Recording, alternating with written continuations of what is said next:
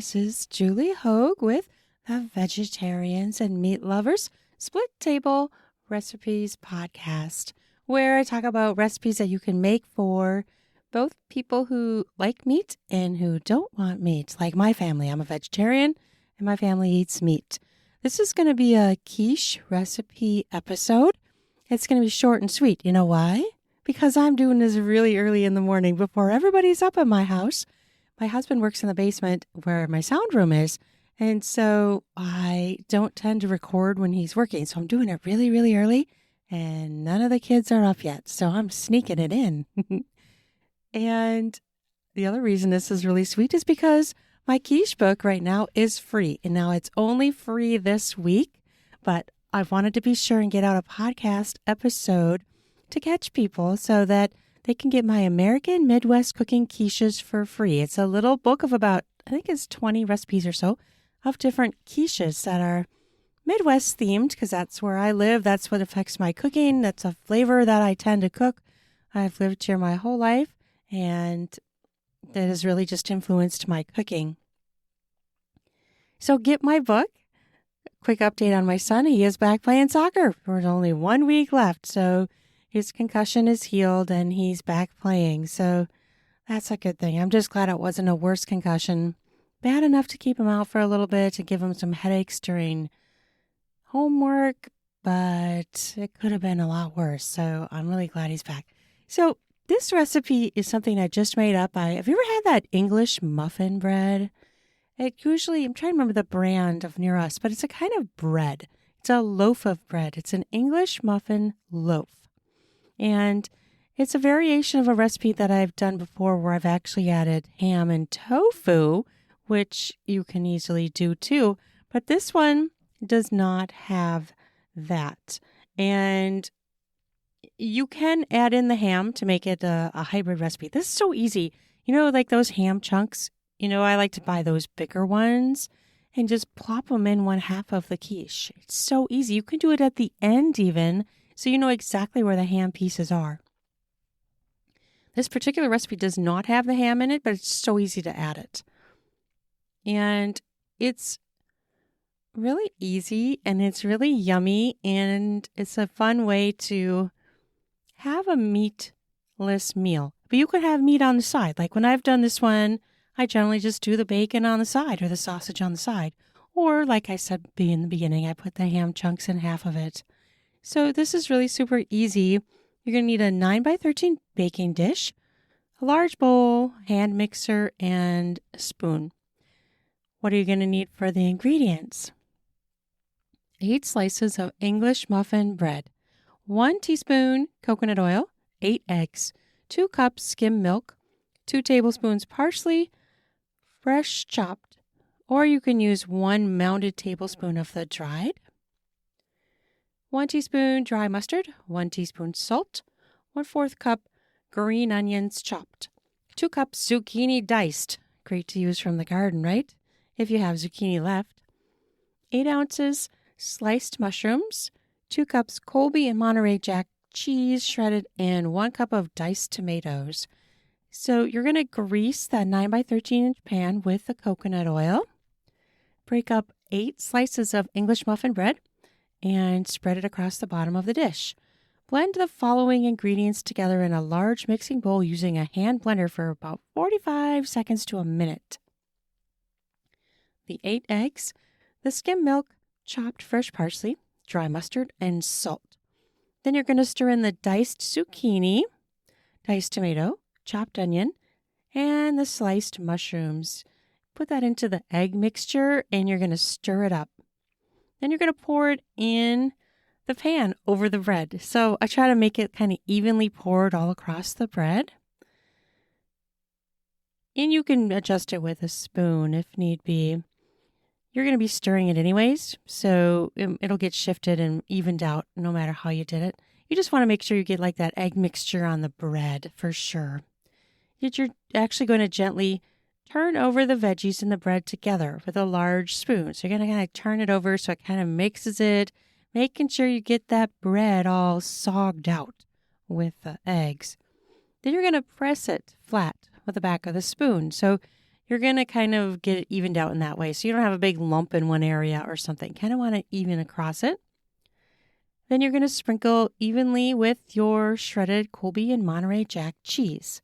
You're going to cook it on the middle rack for 67 to 70 minutes. I know, pretty specific. Your oven may be different. At 375, the quiche is done when a butter knife is inserted in the center and comes out clean. It can be a little bit moist, however. Let the quiche sit for 10 minutes minimum to settle and cool before serving it. It will be puffy when first taken out of the oven, and it will sink and settle. So that's how it works. And it's good. It usually gives kind of like a darker crust on top with the cheese, and it makes it really super yummy. It's a really fun little cookbook. I thought it was a fun idea to make a little cookbook of recipes that are kind of influenced by the Midwest and quiches. Quiches are kind of fun because you can have them, really, they're so versatile. You can have them for breakfast, brunch, lunch, or dinner. It is a super easy way to have eggs in your meal, in your daily diet. I still eat a lot of eggs, even though I'm a vegetarian. I'm a lacto-ovo vegetarian, so I have the dairy products of milk, cheese, and eggs. And eggs are a great way to get protein. They're healthy for you. We're going through eggs a lot at our house all the time. So I'm constantly buying eggs. And I really like to promote people buying the free-range eggs. The eggs that come from the chickens that are cage-free actually are worse. It's better to have them in their separate sections so they're not pecking each other, or in free range. Because when they're open and free, cage free, when they call that, they're just in a great big giant room. And it's not necessarily that they're outside. I like the free range because they get to go outside and they're in a more natural environment. And then they're not pecking each other either. Like when they're in that cage free environment, they're free to peck each other. They're kind of mean little animals. So I'm always looking out for animals. I'm a huge animal lover. I always have been. And part of the reason why I'm a vegetarian is because I just can't bring myself to eat animals. I don't judge other people that want to do it, but that's just me. I didn't want to ever participate in taking their lives from them. So that and I just couldn't stomach the idea of eating animals either. So those are the main reasons I'm a vegetarian. It isn't for health reasons. It hit me when I was a child, and it really just bothered me. I didn't want to do it. I didn't want to participate anymore. So if you have a child that's like that, it's not the end of the world. It's a lot more vegetarian-friendly culture now than it was when I was growing up, because I was a very rare person in the Midwest being a vegetarian. I should have been born in California. I say that all the time. I should have been born on one of the coasts because I'm much more progressive. And I'm a vegetarian. There's a lot more vegetarians out there. So I always say I should have been born in California. I was born in the wrong spot. But here I am in the Midwest and making the best of it, I guess, because this is where my family is. So I'm here. But it's a much more friendly environment these days to be vegetarian or vegan. There's so many more options than when I was a kid. So with kids, it's not as big of a deal as you'd think it would be. It's easy to do. And today we have so many products in the stores too, where they are vegetarian products. That did not exist when I was younger. When I was a kid, no way did that exist. So I feel like our culture, at least in the U.S., has come a little bit further in the acceptance of people who do not want to eat meat. I'm not going to judge other people, and I cook it all the time for my family. They all eat meat. I'm the only one who is a vegetarian. So I get it. I understand why people eat meat. They like it. It's a protein, but I'm just not going to participate in that one. I'll cook it, but I'm not going to eat it. The funny thing was, though, when I was pregnant with one of my kids, I craved it a little bit. And so that was really interesting to deal with when you're a vegetarian. Pregnancy does crazy things to you, right? It makes you crave things. It makes you hate other things. You know, I even was to the point where I hated peanut butter with my firstborn. Like, what? Like, it's weird. It does weird things to you, right? Have you had any of that kind of stuff happen when you were pregnant? All these different oddities that you didn't expect with your diet. It's very interesting, right?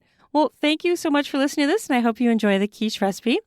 Don't forget to check out my American Midwest Cooking Quiches. It's free this week through Friday, October 4th, 2024. So periodically, Amazon will let you give out a free promotion, and that's what I'm excited about doing right now. So I'll do it again in the future, but it is have to be a finite little amount of time because that's the way it goes. And so get it now, American Midwest Cooking Quiches by Julie Hogue on Amazon. It is on Amazon in a digital form. Well, so I'll put the link to that down in the podcast show notes, and you can snag your copy. Make sure you do it before Friday, though. Have an amazing day. Bye-bye now.